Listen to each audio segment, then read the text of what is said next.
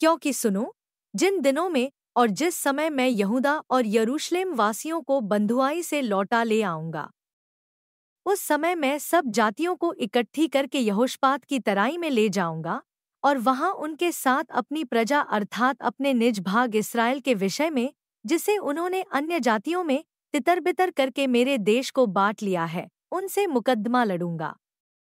उन्होंने तो मेरी प्रजा पर चिट्ठी डाली और एक लड़का वेश्या के बदले में दे दिया और एक लड़की बेचकर दाखमधु पिया है। हे सोर और सीदोन और पलिश्तीन के सब प्रदेशों, तुमको मुझसे क्या काम? क्या तुम मुझको बदला दोगे? यदि तुम मुझे बदला भी दो, तो मैं शीघ्र ही तुम्हारा दिया हुआ बदला तुम्हारे ही सिर पर डाल दूंगा। क्योंकि तुमने मेरी चांदी सोना ले लिया और मेरी अच्छी और मनभावनी वस्तुएं अपने मंदिरों में ले जाकर रखी हैं, और यहूदियों और यरूशलेमियों को यूनानियों के हाथ इसलिए बेच डाला है कि वे अपने देश से दूर किए जाएं। इसलिए सुनो, मैं उनको उस स्थान से जहां के जाने वालों के हाथ तुमने उनको बेच दिया बुलाने पर हूँ, और तुम्हारा दिया हुआ बदला तुम्हारे ही सिर पर डाल दूंगा। मैं तुम्हारे बेटे बेटियों को यहूदियों के हाथ बिकवा दूंगा और वे उसको शबाइयों के हाथ बेच देंगे जो दूर देश के रहने वाले हैं, क्योंकि यहोवा ने यह कहा है।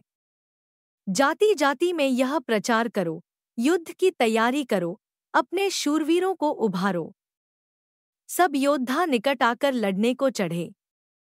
अपने अपने हल की फाल को पीट कर तलवार और अपनी अपनी हंसिया को पीट कर बर्छी बनाओ।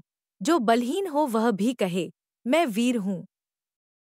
हे चारों ओर के जाति जाति के लोगों, फुर्ती करके आओ और इकट्ठे हो जाओ। हे यहोवा, तू भी अपने शूरवीरों को वहां ले जा। जाति जाति के लोग उभर कर चढ़ जाएं और यहोशापात की तराई में जाएं, क्योंकि वहां मैं चारों ओर की सारी जातियों का न्याय करने को बैठूंगा। हंसुआ लगाओ, क्योंकि खेत पक गया है। आओ, दाख रौंदो, क्योंकि हौज भर गया है। रसकुंड उमंडने लगे, क्योंकि उनकी बुराई बहुत बड़ी है।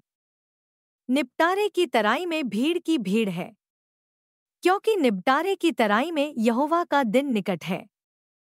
सूर्य और चंद्रमा अपना अपना प्रकाश न देंगे और न तारे चमकेंगे।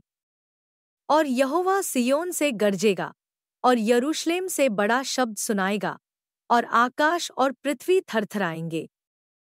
परंतु यहोवा अपनी प्रजा के लिए शरणस्थान और इस्राएलियों के लिए गढ़ ठहरेगा।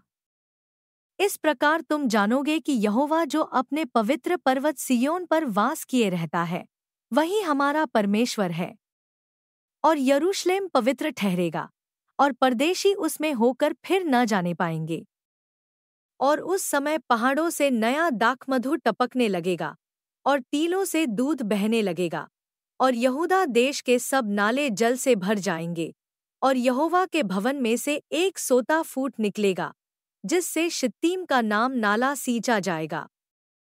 यहूदियों पर उपद्रव करने के कारण मिस्र उजाड़ और एदोम उजड़ा हुआ मरुस्थल हो जाएगा, क्योंकि उन्होंने उनके देश में निर्दोष की हत्या की थी। परंतु यहूदा सर्वदा और यरूशलेम पीढ़ी पीढ़ी तब बना रहेगा, क्योंकि उनका खून, जो अब तक मैंने पवित्र नहीं ठहराया था, उसे अब पवित्र ठहराऊंगा, क्योंकि यहोवा सिय्योन में वास किए रहता है।